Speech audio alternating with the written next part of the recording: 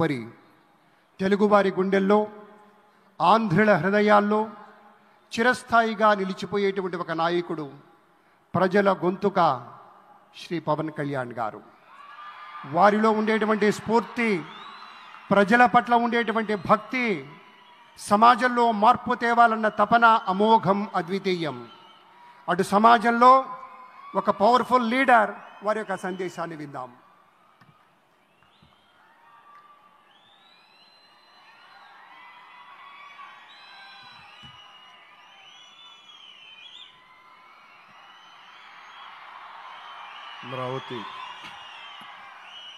అమరావతి పునఃప్రారంభం సందర్భంగా 34,000 ఎకరాలు ఇచ్చి 29,000 పైచిలకు రైతులు గత 5 సంవత్సరాలుగా నలిగిపోయి ఇక్కడికి వచ్చి, రోడ్ల మీదకి వచ్చి, ముళ్ళ కంచెల మధ్యలో కూర్చొని పోలీసు లాఠీ దెబ్బలు తిని, కేసులు పెట్టించుకొని, ఇంట్లో పెద్దవాళ్ళని కానీ చాలామందిని 2,000 పైచిలకు రైతులు ప్రాణాలు కోల్పోయి, మీరు నలిగి బాధపడి మీ కన్నీళ్ళు తుడిచే వాళ్ళు ఉన్నారా ఆ రోజునని చాలాసార్లు మహిళా రైతులు నన్ను అడిగారు. ఇది గౌరవ ప్రధానమంత్రి శ్రీ నరేంద్ర మోదీ గారికి తెలుస్తుందా అని ఒకసారికి 5 సంవత్సరాల క్రితం మీరు అడిగారు. నేను ఆ రోజు ఆయనకి తెలియకుండా ఏది ఉండదు, అమరావతి శాశ్వత రాజధానిగా ఉంటుందని ఆ రోజు మేమందరం కలిపి మాట ఇచ్చాం. ఆ ఇచ్చిన మాట ప్రకారం ఈ రోజున గౌరవ ప్రధానమంత్రి గారి చేతుల మీదుగా మళ్ళీ ఇంకొకసారి పునఃప్రారంభం జరగబోతుంది. ఇది ఆది శంకరాచార్య 1237వ జయంతి సందర్భంగా తిరిగి అమరావతి పునఃప్రారంభం కావటం చాలా ఆనందాన్ని కలగజేస్తుంది. మనందరం 5 కోట్ల మంది ప్రజలకి సంబంధించి ఇది ఒక హబ్, ఇది సెంటర్, సెంటర్ ఇది. అంటే మనందరికి సంబంధించిన ఇల్లు ఇది. మనందరం ఎవరిని అడుగుతున్నామంటే, ఒక ప్రధానమంత్రి గారు పూర్వం సన్యాసాశ్రమంలో ఉన్నప్పుడు ఆయనకి అనికేత్ అనే పేరు పెట్టారు. అనికేత్ అంటే అర్థం పరమశివుడు, ఇల్లు లేనివాడని.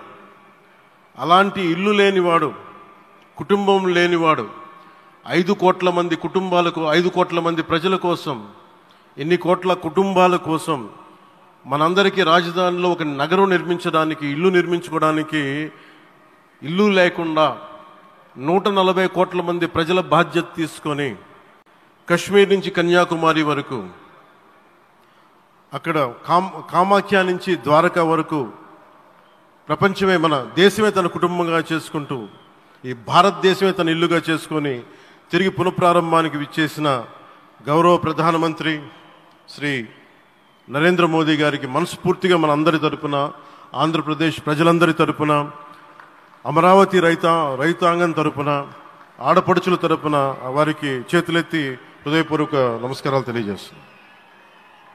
దివిసీమ తుఫాన్ వచ్చి అందరి ఆశలను తుడిచిపెట్టేసినట్టు గత ప్రభుత్వం రాష్ట్రం మరియు అమరావతి భవిష్యత్తుని తుడిచిపెట్టేసింది. అమరావతి అంటే పరదాలు, సెక్షన్ 30, సెక్షన్ 144 మాత్రమే గుర్తుకొచ్చేలా పనిచేశారు. నువ్వు ధర్మం కోసం నిలబడితే ధర్మం నువ్వు నిలబడేలా చేస్తుంది అనే విధంగా ఆ రోజున అమరావతి రైతులు, రాష్ట్ర ప్రజలు ఈ ధర్మ యుద్ధంలో విజయం సాధించారు. రైతులు ఇచ్చిన 11,000 ఎకరాల భూమిని త్యాగం చేసి, వారి సంకల్పం 33,000 ఎకరాల భూమిని త్యాగం చేసి, వారి సంకల్పం ఫలితంగా ఈ రోజున ఆంధ్రప్రదేశ్ రాజధాని ఆవిర్భవించింది. అమరావతి రాజధాని పనులు పునఃప్రారంభమవుతున్న ఈ శుభ సందర్భంలో ముందుగా రాజధాని నిర్మాణం కోసం స్వచ్ఛందంగా ముందుకొచ్చి తమ భూముల్ని, పొలాల్ని ప్రభుత్వానికి ఇచ్చిన అమరావతి ప్రాంత రైతులకు, మీ త్యాగానికి, గత 5 ఏళ్లుగా మీరు చేసిన పోరాటానికి శిరస్సు వంచి మీకు ధన్యవాదాలు తెలియజేస్తున్నాను. గత 5 ఏళ్లుగా రాజధాని నిర్మాణం నిలిచిపోయి రాజధాని తరలిపోతుందనే సమయంలో రోడ్ల మీదకు వచ్చి 5 కోట్ల ప్రజల తరపున రైతులు, మహిళలు, విద్యార్థులు చేసిన పోరాటం, మీరు పడిన అవమానాలు, మీపై పడిన గాయాలు, ప్రతి ఒక్కటి మా మనసులో ఉంది.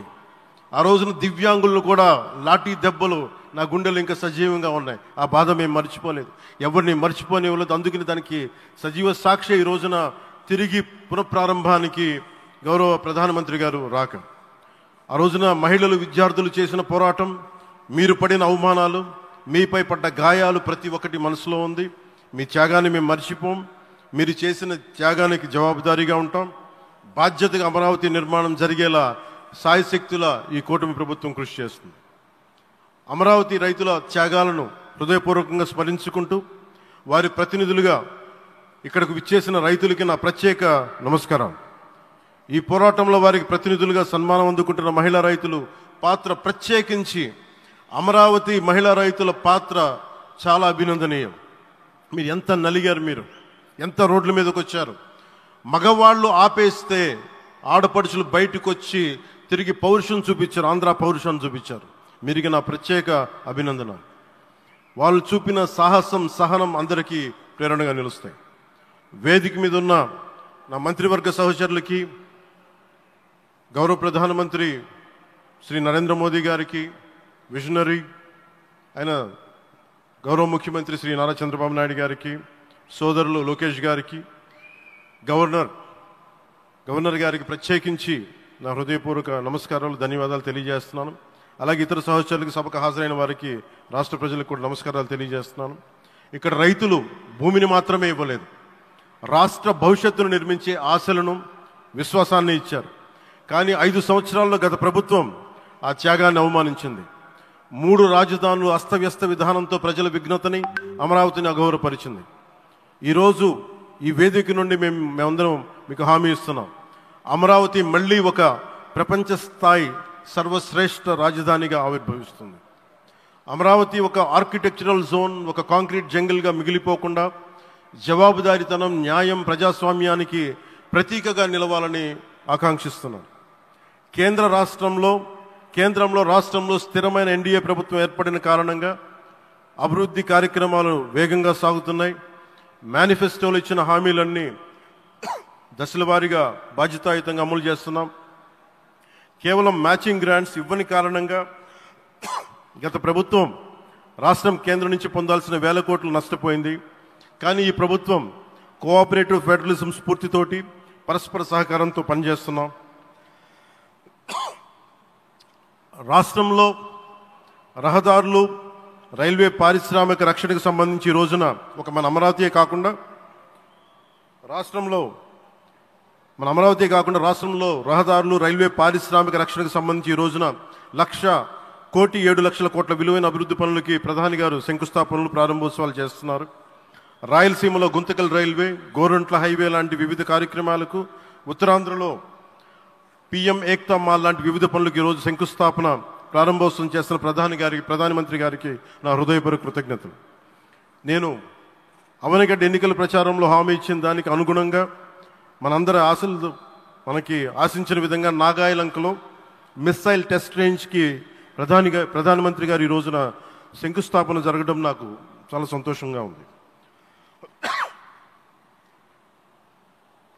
Now with Honorable Prime Minister Sri Modi ji and Honorable CM Sri Chandrababu Naidu garu, and together again Amravati will surely become a world-class capital, a 360-degree growth engine for all of Andhra Pradesh. Our youth will no longer have to leave for Bangalore, Chennai or Hyderabad. Soon Andhra Pradesh will create jobs for our people and attract talent from across the nation and the world. దీనికి అమరావతికి ప్రత్యేకించి ఒక వ్యక్తిని మనం స్మరించుకోవాలి.